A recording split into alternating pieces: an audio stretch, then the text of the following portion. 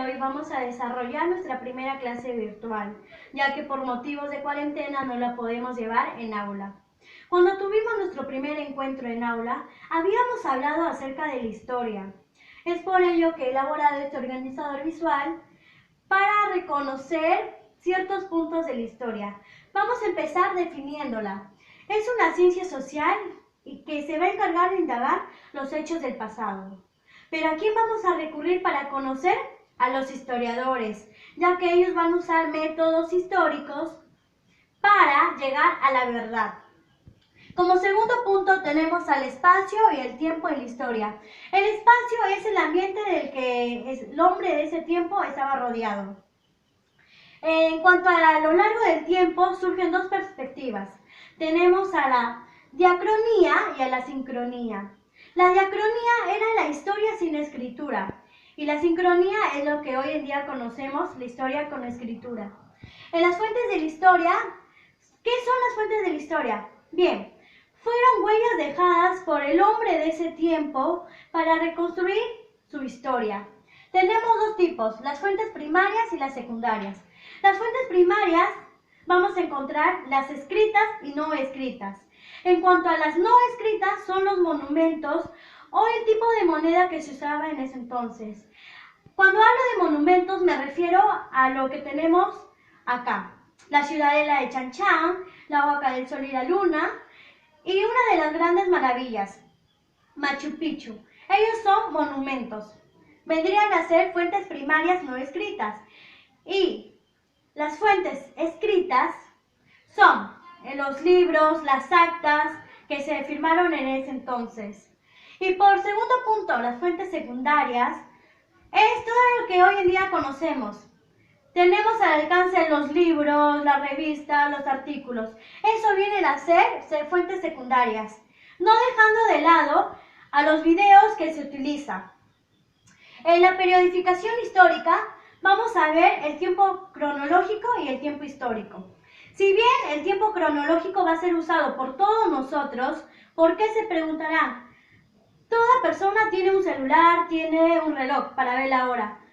También tenemos un calendario para ver las fechas importantes. Y el calendario es a base de la fecha en que nace Jesucristo.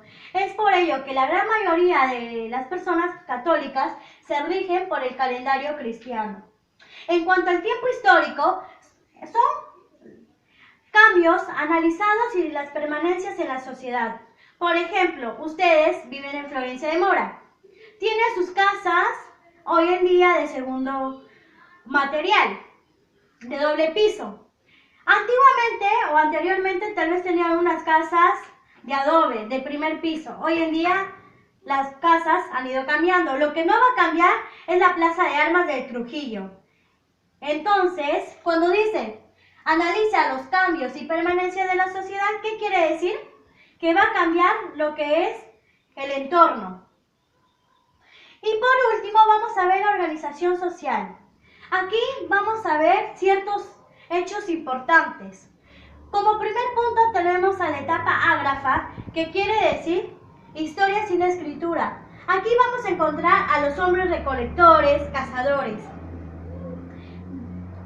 Se produce un rompimiento ¿con qué? Con la escritura, que se produce en el año 3200 a.C., en la Edad Antigua, dando paso a la Edad Media. En el año 476 se produce la caída del Imperio Romano. Y por último, ya en el año 1492 se conoce o es una fecha en que Cristóbal Colón llega a América. De la Edad Media pasamos a la Edad Moderna. Aquí se produce un hecho muy importante, la Revolución Francesa, que fue en el año 1789. Y por último tenemos a la Edad Contemporánea, que es a nuestros días actuales. Pero no dejando de lado tenemos en el año 1914 a 1918 que se produce la Primera Guerra Mundial, un conflicto bélico entre las grandes potencias que hoy en día conocemos. Como resultado, Estados Unidos salió ganador. Por último, en las diapositivas presentadas van a encontrar trabajos que ustedes deben elaborar. Sin más que decir, Terminamos la primera clase. Gracias.